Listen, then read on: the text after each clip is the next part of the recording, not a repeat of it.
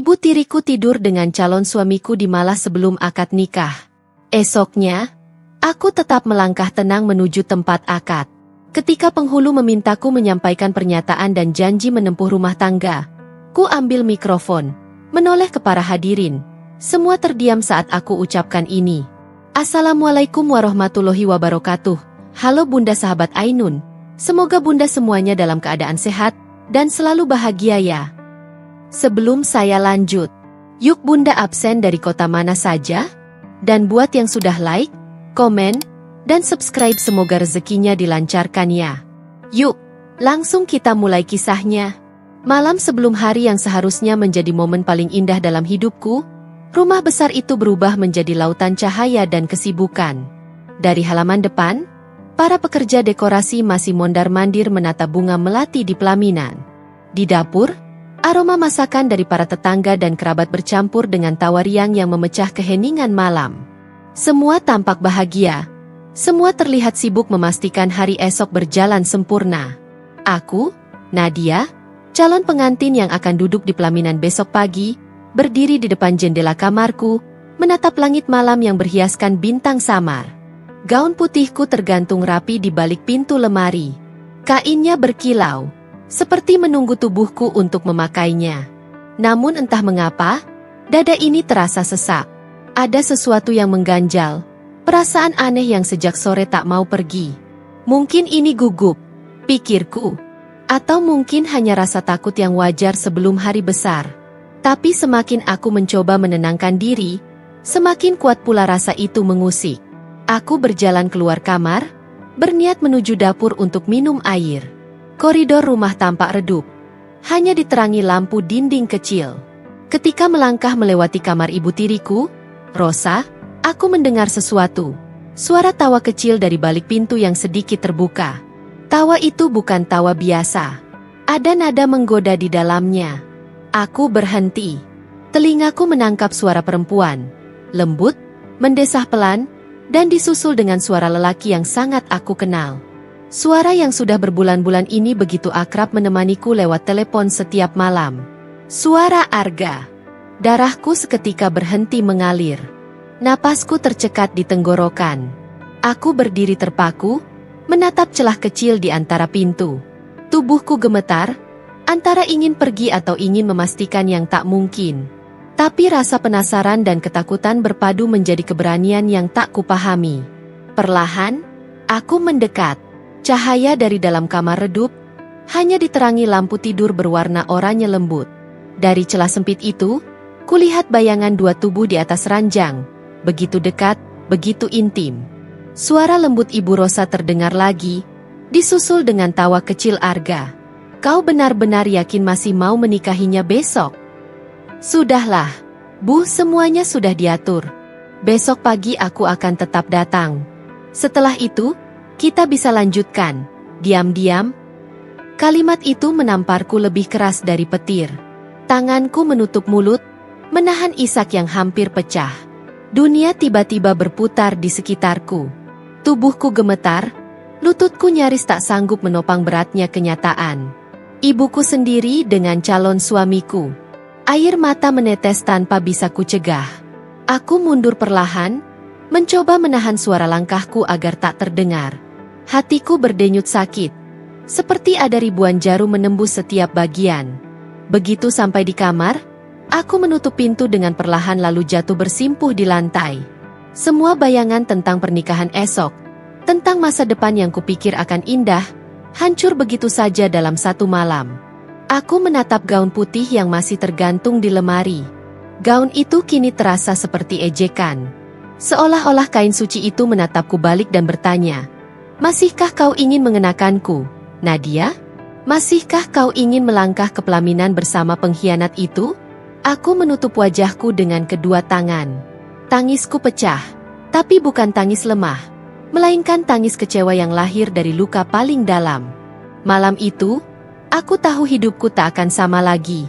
Namun di balik kepedihan yang membakar dadaku, ada sesuatu yang perlahan tumbuh. Ketenangan aneh, sebuah keyakinan bahwa esok pagi, aku tidak akan menangis lagi di depan mereka.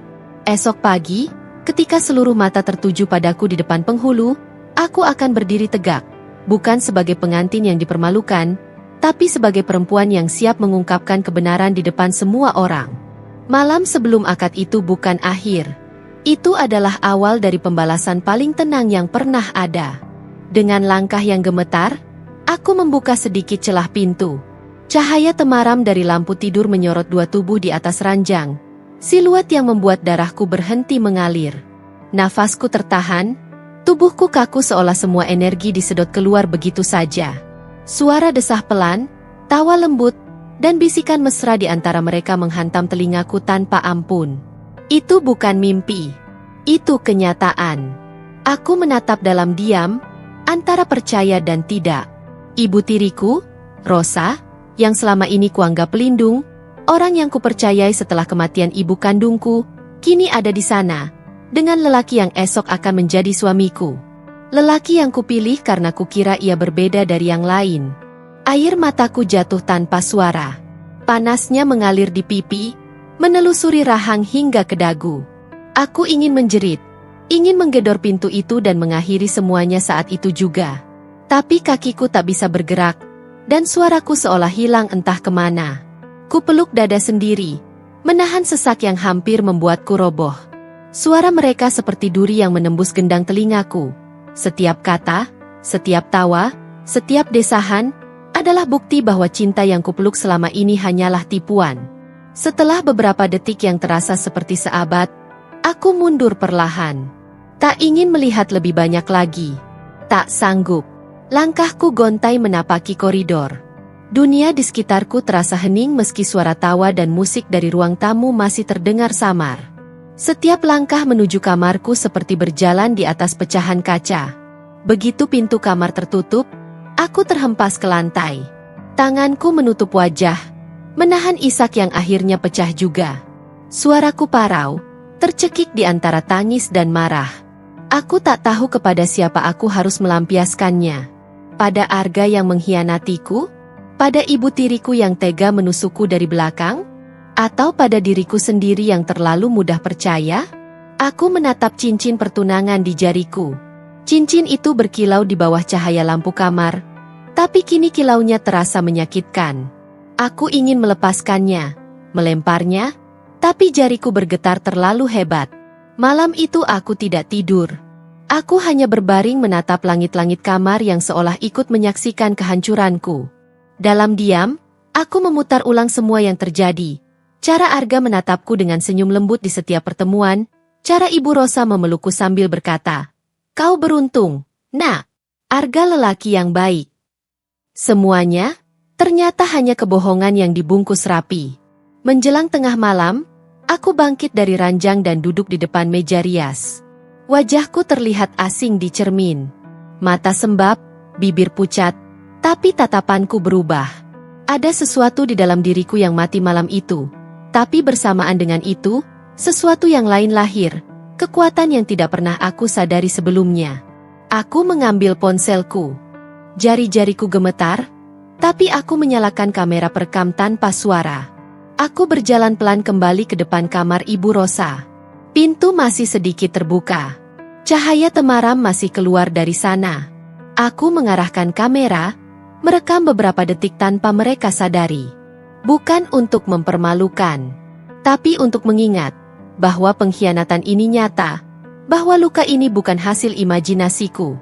Aku ingin memiliki bukti, agar aku tak lagi goyah oleh kata maaf atau air mata palsu. Kembali ke kamar, aku memandangi rekaman itu. Cukup 1 detik melihat bayangan dua tubuh yang terlalu dekat untuk disebut kebetulan. Lalu aku mematikan layar dan memeluk ponselku erat-erat. Seolah itu satu-satunya yang tersisa dari kesadaranku. Pagi nanti, dunia akan melihatku tersenyum di pelaminan. Tapi di balik senyum itu, aku sudah mati sebagai pengantin yang naif. Yang akan berdiri di depan penghulu nanti bukan lagi Nadia yang bermimpi tentang rumah tangga bahagia, tapi seorang perempuan yang telah melihat kebenaran di balik pintu, dan memilih untuk tidak hancur karenanya. Aku tidak tahu apa yang akan kulakukan besok, tapi satu hal pasti, aku tidak akan diam. Tidak kali ini. Bila mereka memilih menghancurkan hidupku di malam sebelum akad, maka aku akan memilih menghancurkan topeng mereka di hari akad itu sendiri. Pagi itu datang terlalu cepat. Udara masih lembab oleh sisa embun, dan cahaya matahari pertama menembus tirai kamarku seperti tangan dingin yang menyentuh wajahku tanpa perasaan. Suara langkah kaki dan obrolan ramai terdengar dari luar, menandakan hari besar itu benar-benar telah tiba. Hari di mana seharusnya aku menjadi pengantin paling bahagia. Tapi hatiku mati sejak malam tadi. Kupandangi wajahku di cermin. Riasan lembut mulai menutupi sembab di bawah mata. Bibirku dipoles warna merah muda agar tampak segar. Perias itu terus berbicara, memujiku betapa cantiknya aku hari ini. Betapa beruntung Arga memiliki calon istri sepertiku. Aku hanya tersenyum tipis. Mereka tak tahu, senyum yang kulukiskan itu bukan karena bahagia. Itu adalah topeng, tebal dan dingin. Bu, Nadia sudah siap dirias. Cantik sekali, seperti bidadari, ucap pria sambil tersenyum pada sosok yang baru saja masuk ke kamar. Aku melihat pantulan ibu tiriku, Rosa, di cermin. Ia mengenakan kebaya hijau zamrud dengan riasan sempurna. Wajahnya bercahaya, terlalu bahagia untuk seorang ibu yang baru saja menghancurkan anak tirinya semalam. Sayang sekali, anak ibu akan menikah hari ini, katanya lembut sambil berdiri di belakangku, tangannya menyentuh bahuku. Sentuhan itu membuatku ingin menarik diri, tapi aku tahan. Aku ingin melihat bagaimana wajahnya bisa begitu tenang setelah menodai segalanya. Terima kasih, Bu, jawabku datar, tanpa menatapnya. Aku bisa mencium samar aroma parfumnya, aroma yang sama yang menempel di kamar itu malam tadi. Hidungku hampir ingin menolak menghirupnya, tapi aku tetap tenang. Aku tahu, sebentar lagi waktu akan datang di mana aku tak perlu lagi berpura-pura. Beberapa jam kemudian, musik gamelan halus terdengar dari halaman depan. Para tamu mulai berdatangan. Rumah besar itu tampak indah, dihiasi bunga melati dan mawar putih, wangi dupa lembut memenuhi udara. Semua mata yang kulalui menatapku dengan kagum. Mereka tersenyum, memberi doa dan pujian. Tak seorang pun tahu bahwa di balik senyumku, ada badai yang menunggu untuk pecah. Di kursi pelaminan, Arga berdiri gagah dengan jas putihnya. Tatapannya menemuiku ketika aku melangkah turun dari tangga. Senyum itu, ya, senyum yang dulu membuatku jatuh cinta. Tapi kini aku tahu, di balik senyum itu ada kebusukan yang bahkan iblis pun mungkin malu menyembunyikannya. Nadia, bisiknya saat aku duduk di sampingnya. Kau tampak gugup sekali. Tapi, aku senang akhirnya kita sampai di sini. Aku menatapnya tanpa berkedip. Ya, akhirnya, jawabku perlahan. Hanya aku yang tahu makna sesungguhnya dari kata itu. Ibu Rosa duduk di deretan depan, tersenyum puas. Sesekali menatapku penuh bangga seolah semuanya sempurna. Tangannya menggenggam tas kecil. Wajahnya memancarkan kebahagiaan yang terasa seperti penghinaan bagiku. Sementara penghulu bersiap, suara para tamu semakin riuh. Aku bisa mendengar bisikan mereka, tawa kecil, dan doa yang mengalir. Tapi semuanya terdengar jauh, seperti gema dari dunia lain. Aku hanya mendengar suara detak jantungku sendiri, pelan, teratur, tapi syarat dengan sesuatu yang menggelegak di dalam dada. Ketika penghulu memulai acara, suasana berubah hening. Semua mata tertuju ke arah kami. Arga menatapku, tersenyum hangat, mencoba terlihat seperti calon suami yang setia. Ibu Rosa menatapku dari kejauhan. Wajahnya memancarkan kepuasan seorang wanita yang merasa telah berhasil memainkan perannya. Tapi mereka tidak tahu. Setiap kata yang diucapkan penghulu, setiap doa yang dibacakan, justru menjadi hitungan mundur dalam kepalaku. Hitungan menuju detik di mana aku akan membuka kebenaran itu di depan semua orang. Tanpa teriakan, tanpa emosi, tanpa amarah. Hanya dengan ketenangan yang lahir dari luka terdalam. Aku tidak akan menjerit. Aku tidak akan menangis. Aku hanya akan berbicara. Dan membiarkan kebenaran itu sendiri yang menghancurkan mereka. Ketika penghulu berkata pelan, "Sekarang, calon mempelai wanita, apakah saudari Nadia bersedia menerima pernikahan ini dengan penuh kesadaran dan keikhlasan?" Aku menarik napas panjang. Tanganku terulur ke arah mikrofon di meja. Detik itu, Ruang penuh kebahagiaan berubah hening sempurna. Semua mata menatapku. Arga tersenyum lebar. Sementara Ibu Rosa tampak menunggu dengan mata berbinar. Tapi mereka tidak tahu bahwa pagi yang mereka kira penuh cinta ini adalah pagi yang palsu. Dan kata-kata yang akan keluar dari bibirku sebentar lagi akan mengubah seluruh hidup mereka. Gaun putih itu membalut tubuhku dengan indah, lembut, dingin, dan suci. Tapi aku tahu, kesuciannya bukan milikku lagi. Setiap helai rendah dan mutiara di sepanjang lenganku terasa seperti duri. Bukan karena gaunnya salah, tapi karena arti di baliknya telah hilang. Gaun ini seharusnya menjadi lambang kebahagiaan. Namun kini terasa seperti kain berkabung bagi hati yang telah mati semalam. Aku berdiri di depan cermin besar di ruang rias. Cermin itu memantulkan wajah yang sudah tak lagi ku kenal. Perias mengatur kerudung putihku dengan hati-hati, berulang kali tersenyum sambil memuji betapa anggunnya aku hari ini. Aku hanya mengangguk. Bibirku diam tak mampu berkata apapun. Di dalam mataku sendiri, aku melihat sosok perempuan yang hancur tapi dipaksa untuk tampak sempurna. Seperti boneka pengantin di etalase toko, indah di luar, rapuh di dalam. Pintu ruang rias berderit pelan. Dari balik bayangan, ibu tiriku, Rosa, masuk dengan langkah tenang. Suara langkahnya terdengar begitu anggun di lantai marmer. Tapi bagiku setiap langkah itu seperti irama dari pengkhianatan. Ia mengenakan kebaya hijau zamrud yang sama seperti tadi, rambutnya disanggul rapi, wajahnya bercahaya. Wangi parfumnya memenuhi ruangan, aroma yang sama yang semalam menempel di udara kamar itu. "Kamu cantik sekali, Nak," katanya lembut, dengan senyum yang dibuat penuh kasih. Aku menatapnya melalui cermin. Tak langsung menoleh. Hanya membiarkan pandangan kami bertemu lewat pantulan kaca. Mataku menelusuri setiap garis di wajahnya, mencari sisa-sisa rasa bersalah yang mungkin terselip di sana. Tapi yang kutemukan hanyalah kepura-puraan yang sempurna. Pelan, aku memutar tubuh menghadapnya. "Terima kasih, Bu," kataku lirih sambil menatap matanya dalam. Lalu kutambahkan dengan nada halus, hampir seperti pujian. "Semoga saya bisa secantik hati ibu malam tadi." Sekilas, waktu seperti berhenti. Senyum di wajahnya membeku. Ada kilatan kecil di matanya, kepanikan sesaat. Seperti seseorang yang tiba-tiba kehilangan kendali atas rahasia yang disimpannya terlalu dalam. Tangannya yang memegang tas kecilnya bergetar halus, tapi ia cepat menutupinya dengan tawa kecil yang dibuat-buat. "Aduh, kamu ini bisa saja maksudmu apa, sayang?" Katanya tergelak ringan, meski suaranya sedikit goyah. Aku tersenyum tipis. "Tidak apa-apa, Bu. Hanya doa kecil saja." Aku menunduk sedikit, seolah sedang berterima kasih, tapi mataku tak bisa menutupi dingin yang mulai tumbuh di sana. Ia mencoba tertawa lagi, kali ini lebih lembut. Namun aku tahu, dari detik itu ia mulai cemas. Kata-kataku mungkin terdengar seperti kalimat biasa bagi orang lain, tapi baginya, itu ancaman berselimut senyum. Setelah ia keluar dari ruangan, aku menatap cermin lagi.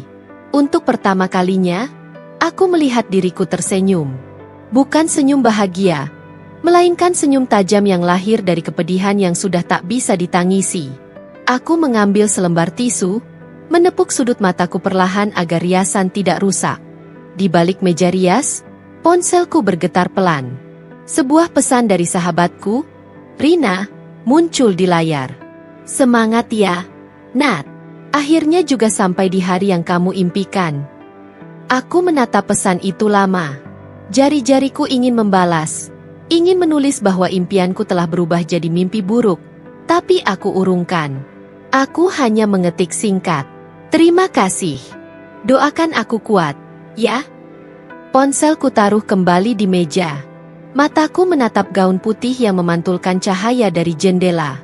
"Gaun ini," bisikku pelan pada diriku sendiri, "akan menjadi saksi, bukan dari cinta, tapi dari kebohongan yang akan kubongkar."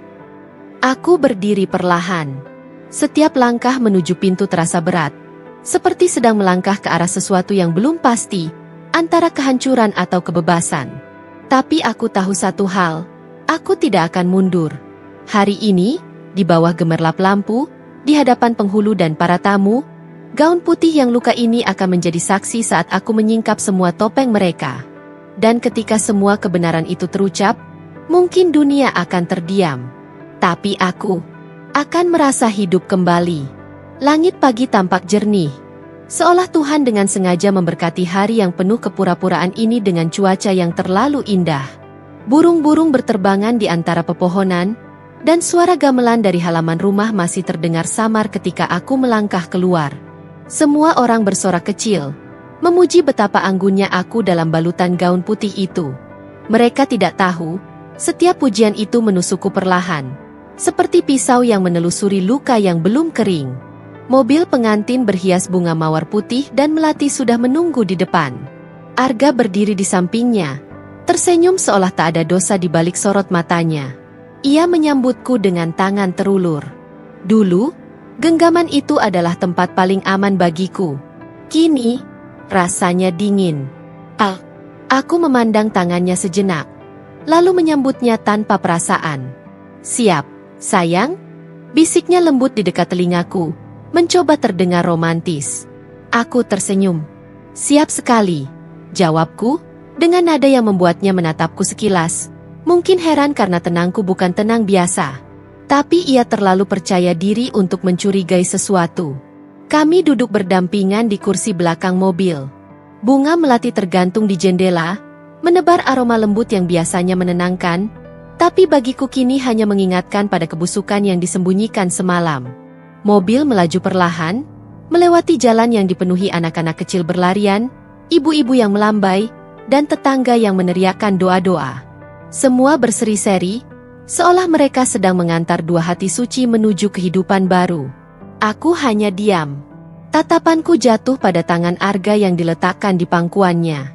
Jari-jarinya masih sama, panjang, kokoh, dan dulu sering menggenggam tanganku sambil berjanji akan melindungiku, menyayangiku sampai akhir.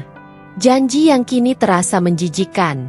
Aku menatap tangannya lama, begitu lama sampai Arga sadar dan tersenyum. "Kenapa?" tanyanya pelan.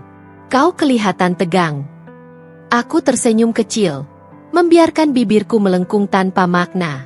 "Tidak, aku hanya sedang berpikir, apakah tanganmu masih terasa hangat setelah menyentuh pengkhianatan?" Arga menoleh cepat. Senyum di wajahnya memudar sepersekian detik, tapi aku tidak memberinya kesempatan untuk menjawab. Aku mengalihkan pandangan keluar jendela, seolah ucapanku hanyalah gumaman tak penting. Namun aku tahu, kalimat itu telah mengguncangnya. Aku bisa merasakan tubuhnya menegang di sampingku. Sepanjang perjalanan menuju masjid, hening menyelimuti kami. Dari kaca jendela, aku melihat pantulan wajahku dan wajahnya. Dua sosok yang berpakaian serba putih, duduk berdampingan seperti sepasang kekasih suci yang siap bersatu di bawah restu Tuhan. Tapi aku tahu, semua ini hanya sandiwara. Aku dan dia bukan dua insan yang disatukan cinta, melainkan dua aktor dalam panggung besar yang akan segera runtuh. Beberapa kali aku melirik ke arah sopir yang juga bagian dari keluarga Arga. Ia tersenyum lewat kaca spion, mengucapkan selamat dengan tulus. Semua orang tampak bahagia, kecuali aku, dan mungkin, jauh di dalam dirinya, Arga juga mulai takut. Aku menunduk, menatap pangkuanku. Di sana, cincin emas yang akan menjadi simbol pernikahan kami sudah menunggu di dalam kotak beludru kecil. Aku menyentuhnya perlahan, merasakan dinginnya logam itu di ujung jariku. Dingin, seperti hati orang yang akan memasangkannya nanti. Mobil berhenti di halaman masjid. Dari kejauhan, kulihat tenda putih sudah dipenuhi tamu. Suara lantunan ayat suci terdengar lembut, menyelimuti udara dengan nuansa sakral. Aku turun dengan langkah tenang, menundukkan kepala saat para tamu menyapaku. Senyumku tipis, sopan, tapi tanpa cahaya. Di ujung mata, aku melihat Ibu Rosa berdiri di dekat pintu masuk, tersenyum bangga pada para tamu, memainkan peran sebagai ibu yang penuh kasih. Ia tampak tenang, tapi aku melihat jemarinya tak henti meremas tas kecilnya. Ia tahu. Ia takut. Ketika langkahku melewati tempatnya berdiri, aku berhenti sejenak dan menatapnya. "Terima kasih sudah menunggu, Bu," kataku lembut. Hari ini pasti jadi hari yang tak terlupakan, ya? Ia mengangguk, tersenyum kaku. Iya, sayang, hari yang bahagia. Aku tersenyum balik. Benar, hari yang bahagia untuk sebagian orang. Aku berjalan lagi, meninggalkannya terdiam dengan mata yang seolah kehilangan fokus. Di dalam masjid, penghulu sudah bersiap. Para tamu mulai duduk rapi, kamera-kamera mulai menyala. Aku duduk di kursi yang telah disiapkan, menatap sekeliling. Udara terasa berat, bukan karena panas, tapi karena terlalu banyak kepalsuan yang memenuhi ruang suci ini. Arga duduk di seberang, menunduk hormat pada penghulu, mencoba terlihat hikmat. Sesekali ia mencuri pandang padaku, tapi aku tidak membalas. Aku tahu, setiap detik yang berlalu membawanya semakin dekat ke jurang yang akan ia gali sendiri. Aku menatap ke depan. Suara lantunan doa mulai bergema. Aku mengatupkan tangan di atas pangkuan, menahan napas panjang. Dalam diam, aku berbisik di dalam hati, bukan doa untuk pernikahan, tapi untuk keberanianku sendiri. Ya Tuhan, berikan aku kekuatan untuk tidak gemetar saat aku mengucapkan kebenaran. Dan ketika penghulu menatapku, memberi tanda bahwa saatnya telah tiba, aku tersenyum. Hari ini, semua akan berakhir. Bukan dengan tangis, bukan dengan kabur, tapi dengan kata-kata yang akan mengoyak semua kepalsuan mereka. Gaun putihku mungkin ternoda, tapi suaraku akan tetap jernih. Dan di hadapan semua orang, mereka berdua akan kehilangan segala yang mereka sembunyikan. Suara penghulu menggema lembut dari pengeras suara, mengisi ruangan dengan lantunan doa dan nasihat sakral. Semua mata tertuju padaku dan Arga. Beberapa tamu berbisik pelan, mengagumi gaun putihku yang sederhana namun elegan, atau senyum hangat Arga yang tampak penuh percaya diri. Namun di balik senyum itu, aku tahu, senyum itu busuk. Senyum seorang pengkhianat yang berpura-pura suci di depan Tuhan.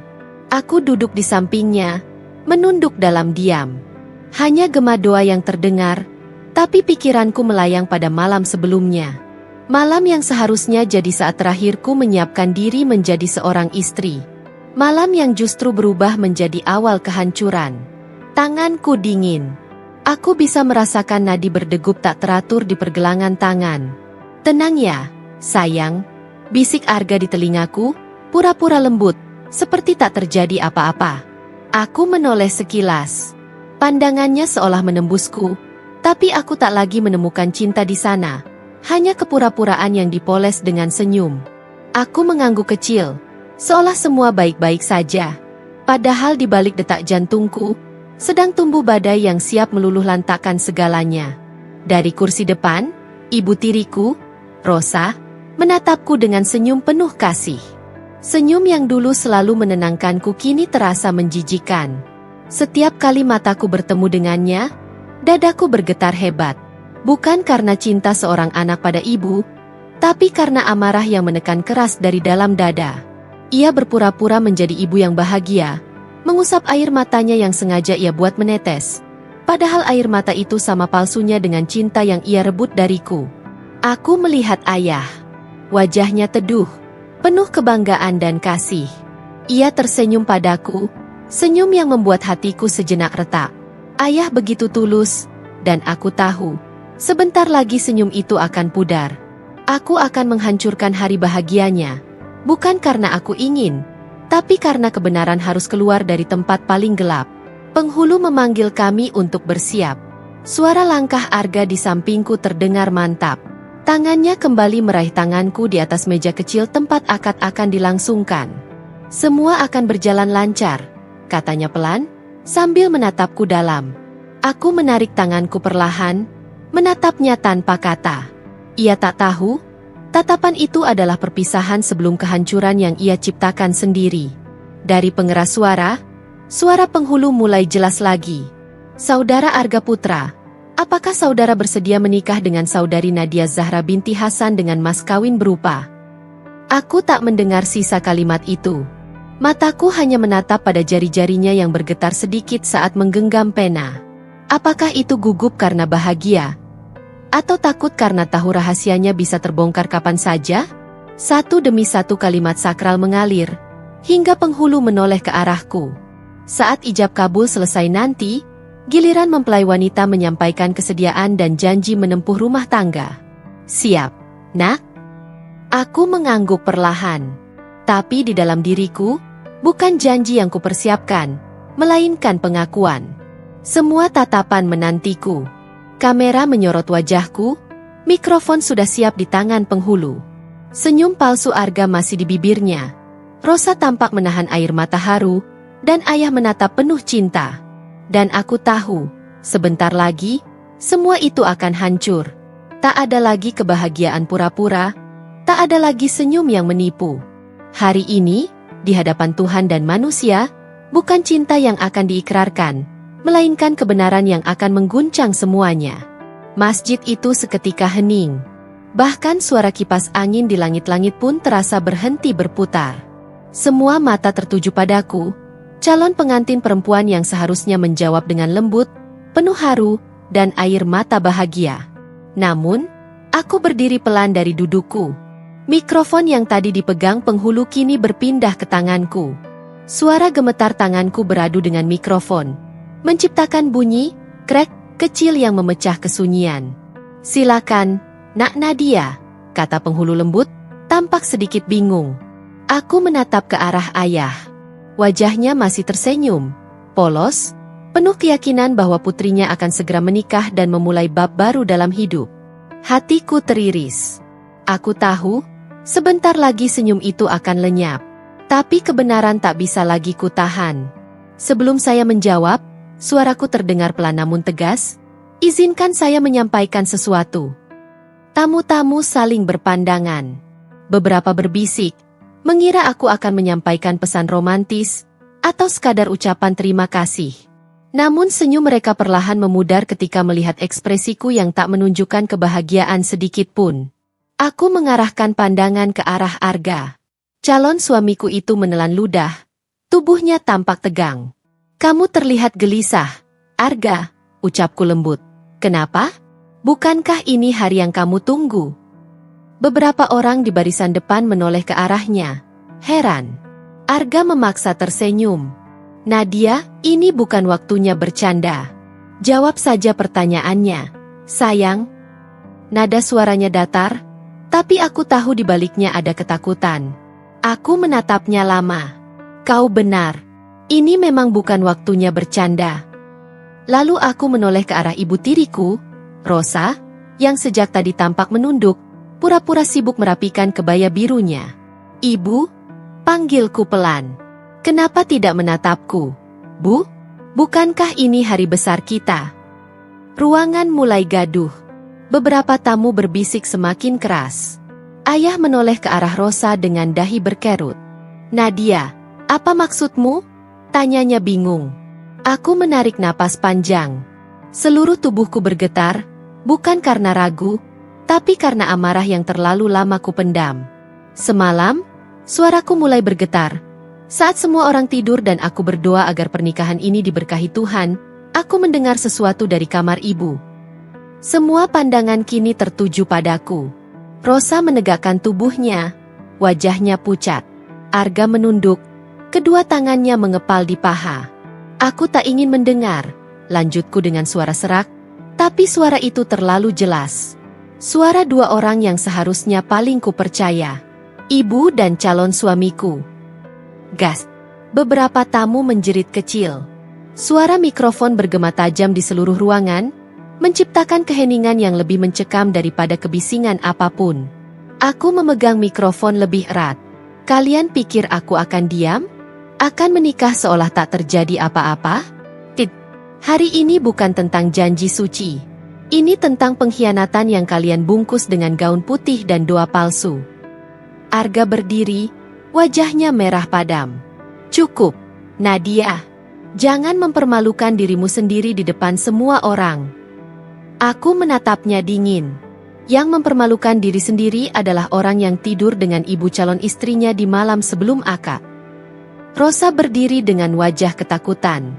Nadia, dengar dulu, ibu bisa jelaskan? Aku menatapnya tajam. Tidak, Bu. Kali ini, Biarkan ibu jelaskan pada semua orang di sini. Pada ayah, pada penghulu, pada tamu-tamu yang datang dengan niat baik. Jelaskan, bagaimana rasanya tidur dengan calon suami anakmu sendiri. Ruangan benar-benar pecah. Ada yang menutup mulut, ada yang memalingkan wajah. Sebagian mencoba menenangkan ayahku yang kini menatap tak percaya pada istri yang selama ini ia puja.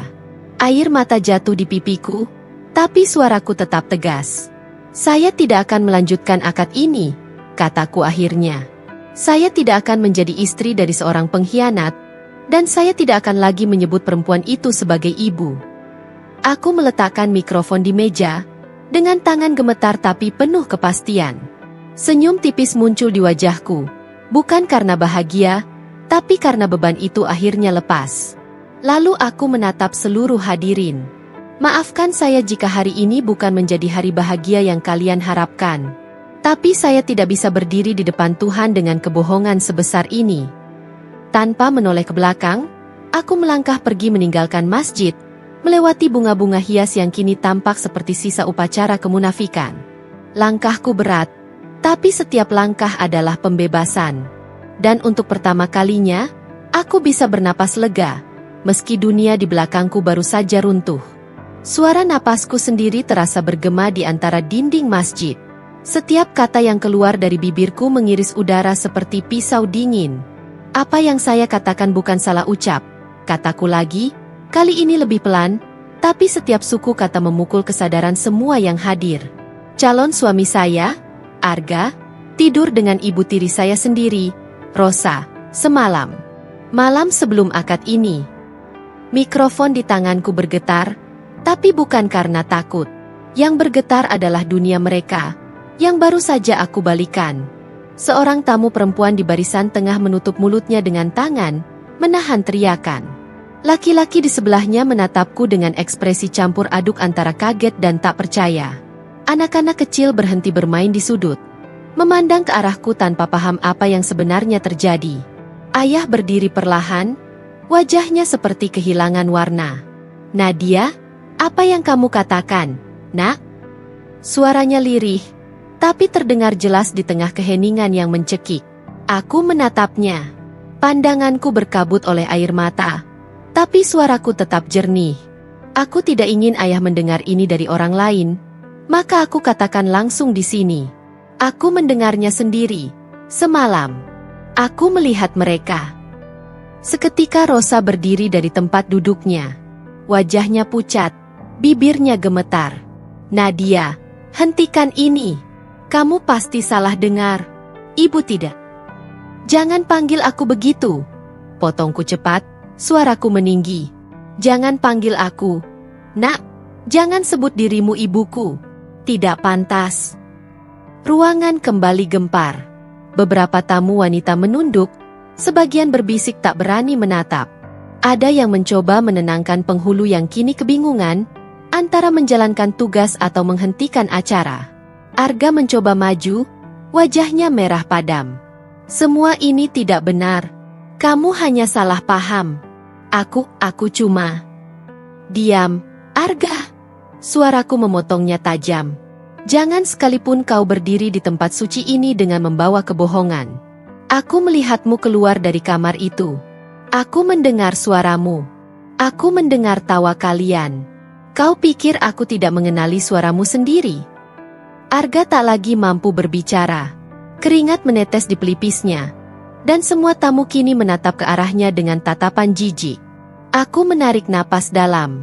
Aku bukan perempuan sempurna. Tapi aku bukan orang bodoh. Kalian bisa menipu siapapun di dunia ini, tapi tidak di hari di mana Tuhan menjadi saksi. Tangisku pecah, bukan tangis lemah, tapi tangis kelegaan setelah lama menahan luka. Mikrofon di tanganku masih menempel di bibir. Suaraku serak tapi tajam. Pernikahan ini batal. Aku tidak akan mengucap janji dengan laki-laki yang menodai kesucian rumah tangga sebelum ia dimulai. Penghulu berdiri, suaranya tenang tapi berat. Kalau begitu, akad ini tidak bisa dilanjutkan. Ayah menatap Arga dengan pandangan yang sulit dijelaskan. Antara marah, kecewa, dan hancur. Kau mempermainkan anakku. Arga hanya menunduk. Bibirnya bergetar tanpa suara. Rosa mencoba menyentuh tangan ayah, tapi ayah menepisnya keras. "Jangan sentuh aku," bentaknya, dan ruangan kembali bergemuruh. "Berapa lama kau sembunyikan kebusukan ini dariku, Rosa?" Rosa menunduk, menangis. "Aku hilaf, Mas. Aku tidak tahu kenapa semua bisa terjadi." "Tidak tahu?" Ayah berteriak, suaranya menggema sampai ke sudut masjid. "Kau tidur dengan calon suami anakmu sendiri, lalu bilang tidak tahu kenapa?" Aku berdiri mematung di tengah semua kekacauan itu. Gaun putihku berguncang oleh napas yang tersengal. Aku memandangi bunga-bunga di pelaminan, semua tampak indah, tapi kini seperti penghias pemakaman dari cinta yang sudah mati. Aku angkat kembali mikrofon. Suaraku nyaris berbisik namun cukup untuk menggema. "Terima kasih kepada semua yang datang. Aku tahu kalian datang untuk menyaksikan pernikahan, tapi hari ini, kalian menyaksikan sesuatu yang lebih penting, kebenaran." Lalu aku menatap Arga terakhir kali. Aku tidak akan menyesal. Justru aku bersyukur Tuhan membuka semuanya sebelum aku benar-benar jadi istrimu. Aku menurunkan mikrofon perlahan, mengembalikannya pada penghulu, lalu melangkah pergi.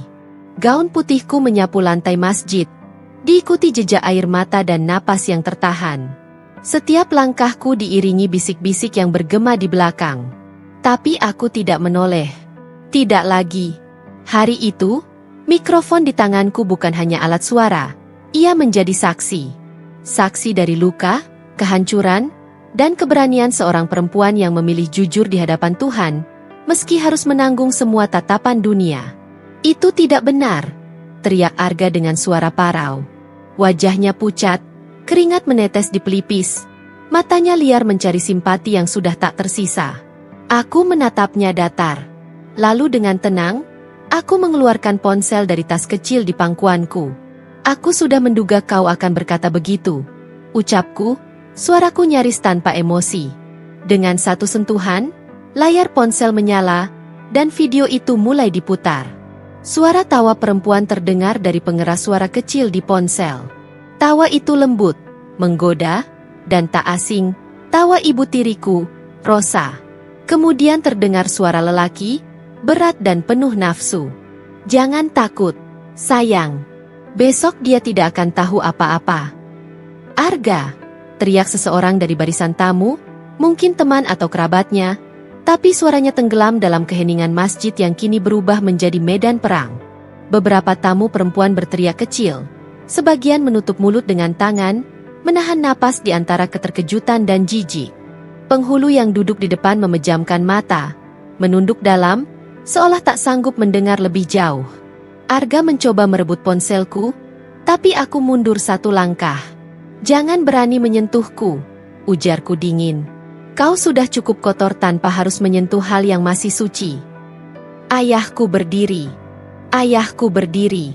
Suaranya gemetar tapi penuh kemarahan yang menahan diri agar tak meledak. "Rosa?" katanya pelan. Tapi di balik kata itu ada bara yang menunggu meletup. "Katanya kau ingin jadi ibu yang baik untuk Nadia. Katanya kau ingin jadi pendamping yang setia untukku. Lalu ini apa?" Rosa menunduk. Air matanya jatuh deras. "Mas, aku hilaf. Aku tidak tahu kenapa. Semua terjadi begitu cepat. Aku..." "Cepat?" potong ayah. Suaranya meninggi. "Kau tidur dengan calon suami anakku dan menyebutnya cepat." Suara ayah menggelegar, memantul di dinding masjid. Beberapa tamu laki-laki mencoba menenangkannya, tapi ia menepis tangan mereka. Ia menatap Arga dengan tatapan tajam yang membuat udara seolah berhenti bergerak. "Dan kau?" ujarnya sambil menunjuk Arga dengan tangan gemetar. "Berani-beraninya kau menghancurkan hidup anakku? Kau datang ke rumahku, mencium tanganku, memohon restu, mengaku mencintai anakku, sementara kau tidur dengan istriku di malam sebelum akad." Arga membuka mulut, tapi tak ada suara yang keluar. Ia hanya menunduk. Wajahnya merah, bibirnya bergetar, dan keringat menetes seperti hujan. Rosa memegang lututnya, tubuhnya gemetar hebat. "Mas, ampun. Mas, Aku menyesal. Ayah memalingkan wajah, menatapku dengan mata berkaca-kaca. Maafkan ayah, nak. Ayah tidak tahu. Ayah sama sekali tidak tahu. Aku hanya berdiri mematung. Ada bagian dari diriku yang ingin berteriak, ingin menangis, tapi semuanya seakan telah mati sejak malam itu. Yang tersisa hanyalah kesunyian yang tajam, seperti kaca yang menusuk dada dari dalam. Tidak perlu minta maaf, yah, kataku pelan. Yang bersalah bukan ayah. Aku menatap ke arah dua orang yang pernah menjadi bagian penting dalam hidupku, Rosa dan Arga. Kalau aku harus berterima kasih pada mereka, lanjutku, mungkin karena telah menunjukkan padaku siapa mereka sebenarnya, sebelum aku hidup dalam kebohongan seumur hidup. Suasana semakin tegang. Beberapa tamu berdiri, sebagian ada yang mencoba keluar dari masjid dengan wajah muram, tak tahan menyaksikan adegan yang lebih mirip pengadilan daripada pernikahan. Bunga-bunga pelaminan berguguran, terguncang oleh langkah orang-orang yang panik. Penghulu akhirnya angkat bicara, suaranya berat dan berwibawa. Ananda Nadia, dengan semua yang terjadi, akad ini resmi dibatalkan. Tidak ada lagi sakralitas yang tersisa di sini. Saya sarankan semuanya menenangkan diri. Aku menatap penghulu itu dengan lembut. Terima kasih, Pak. Hari ini mungkin bukan akad, tapi ini tetap hari yang suci, karena kebenaran akhirnya diucapkan. Aku menundukkan kepala, memberi salam kepada hadirin yang masih terpaku. Lalu tanpa menoleh ke belakang, aku melangkah keluar. Setiap langkahku terasa berat, tapi pasti. Suara langkahku menggema di lantai masjid yang dingin, mengiringi tangisan tertahan dan bisik-bisik yang memecah udara. Di belakangku, terdengar suara ayahku yang membentak Arga dan Rosa, tapi aku tak ingin mendengarnya lagi. Begitu kaki melangkah melewati ambang pintu masjid, angin luar menyambut wajahku. Langit cerah, tapi bagiku dunia tampak kelabu. Aku menarik napas panjang, untuk pertama kalinya tanpa beban kebohongan. Dan saat itulah aku tahu, ledakan terbesar hari ini bukan suara teriakanku atau rekaman itu. Ledakan sesungguhnya adalah kebenaran yang menghancurkan topeng-topeng yang selama ini menutupi wajah mereka. Dan aku adalah api kecil yang menyalakannya. Suasana ruang akad berubah menjadi sunyi mencekam. Tak ada lagi musik lembut, tak ada lagi tawa atau senyum bahagia. Semua mata tertuju padaku yang berdiri tegak di depan penghulu. Sementara Arga hanya menunduk, wajahnya penuh malu dan panik. Aku bisa mendengar isak tangis kecil dari beberapa tamu wanita. Mereka tak pernah membayangkan, pesta megah yang disiapkan berbulan-bulan ini akan berakhir dengan aib sebesar ini. Bunga-bunga segar yang memenuhi ruangan kini terasa seperti saksi bisu dari kehancuran sebuah kepercayaan. Penghulu menundukkan kepala sejenak, lalu menghela napas panjang. Baiklah, kalau begitu, akad ini kita batalkan, ucapnya dengan suara berat. Tidak ada pernikahan tanpa kerelaan hati. Seketika, semua pandangan beralih pada Arga. Ia mencoba membuka mulut, namun suaranya bergetar. Naya, tolong dengarkan aku dulu. Itu tidak seperti yang kamu lihat, katanya terbata-bata, mencoba mendekat. Aku mundur satu langkah. Tidak seperti yang kulihat? Ulangku dengan nada getir. Kau tidur dengan ibuku di malam sebelum akad, Arga. Lalu apa yang kau sebut itu? Salah paham. Arga terdiam. Tubuhnya gemetar, keringat menetes di pelipis. Semua orang memandangnya dengan jijik. Beberapa tamu laki-laki bahkan berbisik pelan, menggelengkan kepala dengan wajah penuh amarah. Sementara itu, ayahku yang sejak tadi menahan diri akhirnya berdiri dan menatap Arga tajam. Keluar dari sini, suaranya dingin tapi penuh tekanan. Kau sudah mencemari nama baik keluarga kami. Ibu tiriku, perempuan yang dulu kuanggap sebagai sosok penyayang, terduduk lemas. Riasan wajahnya luntur karena air mata. Naya, maafkan Mama. Mama hilaf. Mama tidak tahu apa yang Mama lakukan, katanya dengan suara parau. Aku menatapnya, dan untuk sesaat, hatiku nyaris runtuh. Tapi luka di dadaku terlalu dalam. Tidak, Mama tahu persis apa yang Mama lakukan. Mama menghancurkan rumah tangga sebelum ia dimulai, kataku dingin. Dan Mama menghancurkan aku, anak tirimu sendiri. Tangisan pecah dari arah tamu perempuan. Beberapa orang mencoba menenangkan suasana, tapi rasanya semua sudah terlambat. Tidak ada yang bisa diselamatkan hari itu. Aku menunduk sejenak, menarik napas dalam. Gaun putih yang kupakai terasa berat, seolah setiap lipatannya menyimpan luka dan air mata. Aku melepas mahkota kecil di kepalaku, menaruhnya di meja penghulu. Tidak ada janji yang perlu diucapkan hari ini, bisikku lirih. Kemudian aku berbalik, melangkah perlahan keluar aula. Setiap langkahku diiringi suara kamera, bisikan tamu, dan dentuman halus dari hatiku yang retak.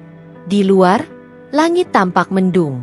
Angin membawa harum bunga melati yang kini terasa menyengat, bukan lagi menenangkan. Begitu aku mencapai halaman depan, ayah menyusulku. Wajahnya terlihat tua sekali sore itu. "Naya," katanya pelan. "Maafkan ayah. Ayah seharusnya tidak membiarkan perempuan seperti itu masuk ke rumah kita." Aku menatapnya, air mata mulai mengalir tanpa bisa kutahan. "Ayah tidak salah. Aku hanya terlalu percaya," jawabku lirih. "Tapi mungkin Tuhan memang menyelamatkanku sebelum aku terjebak lebih dalam." Ayah mengangguk, menatapku dengan kasih sayang yang menenangkan di tengah badai. "Kita akan melewati ini bersama. Kamu tidak sendiri, Nak." Aku menatap ke arah langit yang mulai menurunkan rintik hujan. Gaunku basah, tapi aku tidak peduli. Hujan turun deras, seolah langit pun ikut menangis bersamaku. Namun di tengah dinginnya hujan itu, ada satu hal yang kurasakan jelas, kelegaan. Aku telah memilih untuk tidak hidup dalam kebohongan. Aku telah menyelamatkan diriku sendiri dari pernikahan tanpa cinta, tanpa kesetiaan, tanpa harga diri.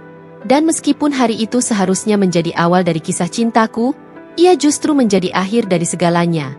Akhir yang pahit, namun juga awal dari sesuatu yang baru, kebebasan. Hari-hari setelah akad yang batal itu terasa seperti mimpi buruk yang tidak kunjung usai.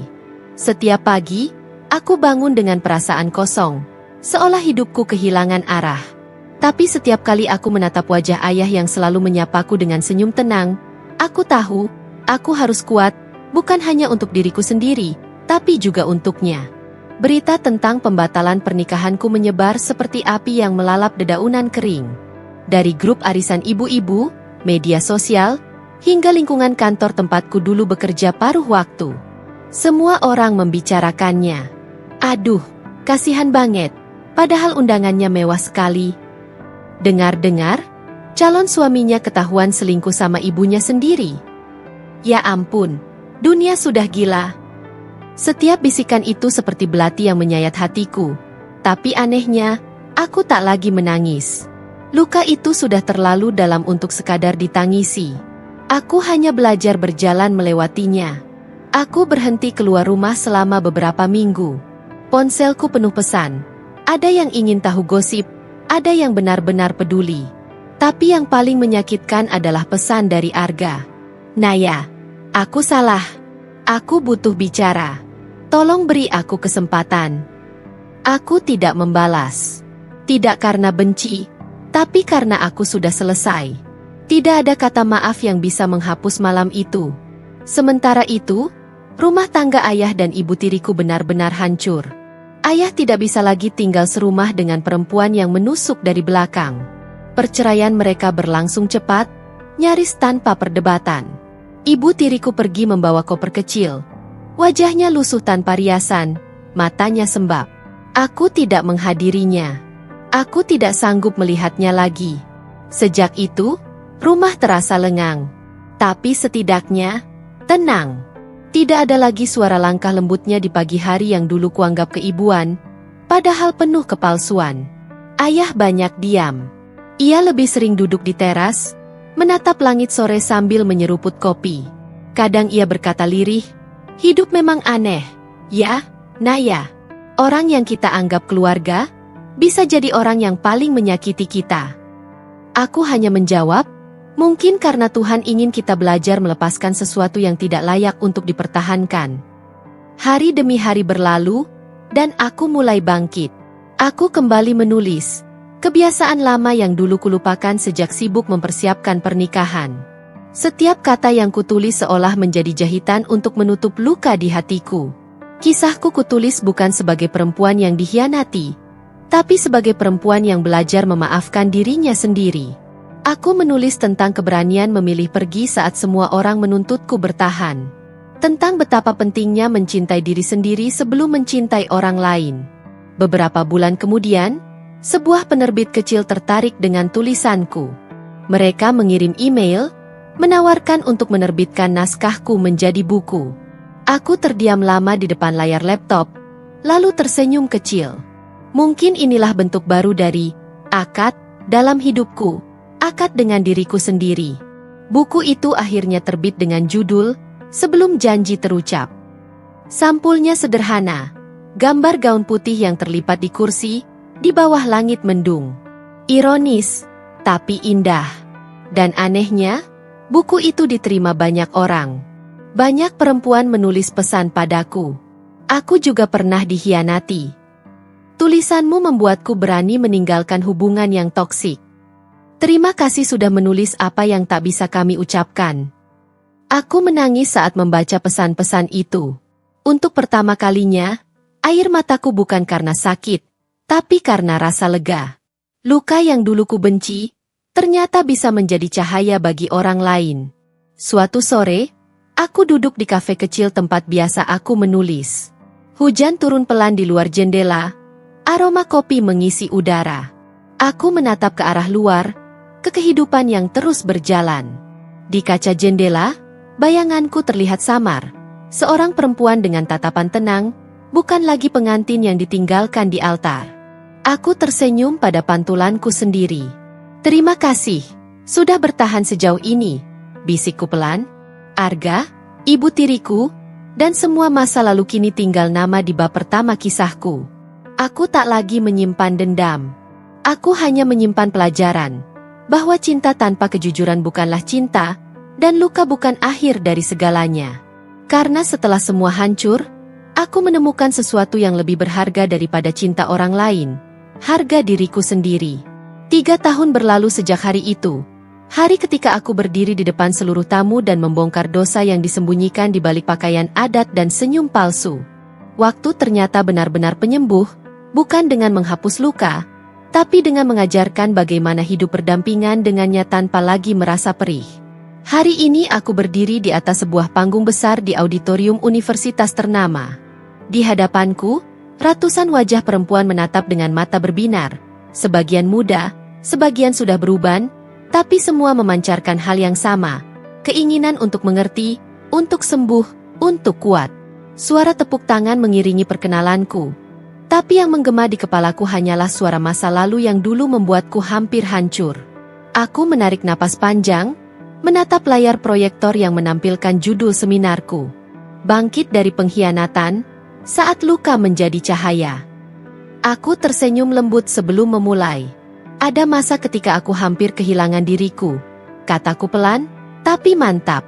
Malam itu, dunia rasanya runtuh. Orang yang paling kupercaya menusukku dengan cara paling kejam. Tapi hari ini, aku berdiri di sini bukan untuk menceritakan kesedihan, melainkan kebangkitan. Ruangan hening. Semua mata padaku. Aku melanjutkan dengan suara yang lebih dalam. Saya belajar bahwa tidak ada pengkhianatan yang cukup kuat untuk menghancurkan perempuan yang tahu nilainya. Karena cinta sejati bukan tentang siapa yang memilih kita, tapi tentang bagaimana kita memilih diri sendiri meski dunia berusaha menjatuhkan. Di baris depan, aku melihat ayah duduk dengan wajah bangga. Rambutnya kini mulai memutih, tapi matanya masih memancarkan keteduhan yang sama seperti dulu saat ia menggenggam tanganku di hari paling kelam. Di sampingnya, duduk seorang perempuan sederhana dengan senyum hangat, bukan pengganti ibu tiri, tapi sahabat ayah yang kini menjadi pendamping hidupnya. Aku senang melihatnya bahagia. Setelah seminar selesai, banyak peserta mendatangiku. Ada yang menyalamiku sambil meneteskan air mata, ada yang hanya tersenyum penuh makna. Salah seorang dari mereka berkata, "Mbak Nadia, cerita Mbak menyelamatkan saya dari pernikahan yang hampir menghancurkan. Terima kasih sudah berani bicara." Aku menatapnya, lalu menjawab lembut, "Kita semua pernah rapuh. Tapi tidak apa-apa, karena rapuh bukan berarti kalah. Itu hanya tanda bahwa kita manusia, dan manusia selalu bisa sembuh." Sore itu, setelah semua orang pergi, aku duduk sendirian di kursi penonton paling belakang. Lampu panggung mulai dimatikan satu persatu, menyisakan cahaya redup yang menyorot lenganku. Aku menatap cincin tipis di jari manis, bukan cincin pernikahan, melainkan hadiah kecil yang kubeli sendiri di ulang tahunku tahun lalu. Di bagian dalamnya terukir kata, "Untuk dirimu sendiri." Aku menyentuhnya perlahan. Cincin itu bukan lambang kesendirian, melainkan bukti bahwa aku telah berdamai. Aku tidak lagi menunggu seseorang untuk melengkapiku, karena aku sudah utuh. Hidupku kini sederhana tapi damai. Aku menulis, menjadi pembicara, dan menjalankan yayasan kecil yang membantu perempuan korban kekerasan dan pengkhianatan untuk bangkit lagi. Setiap kali aku mendengar kisah mereka, aku melihat pantulan masa laluku, tapi kali ini bukan dengan rasa sakit, melainkan kasih. Kadang, malam-malam tertentu, aku masih memandangi langit dan mengenang semua yang pernah terjadi. Tapi kini aku bisa tersenyum dan berkata, "Terima kasih, masa lalu. Tanpamu, aku takkan menjadi sekuat ini." Sebelum meninggalkan ruangan, aku berdiri di tengah panggung kosong, menatap kursi-kursi yang mulai gelap dalam cahaya senja. Suaraku terdengar lirih tapi penuh keyakinan. Hari itu aku gagal menikah. Tapi hari ini, aku menikahi diriku sendiri, dengan janji untuk mencintai, menghargai, dan menjaga setiap luka agar tetap menjadi pengingat bahwa aku pernah bertahan. Aku melangkah turun dari panggung, meninggalkan ruangan itu dengan langkah ringan. Tidak ada lagi gaun putih yang ternoda, tidak ada air mata yang tertahan.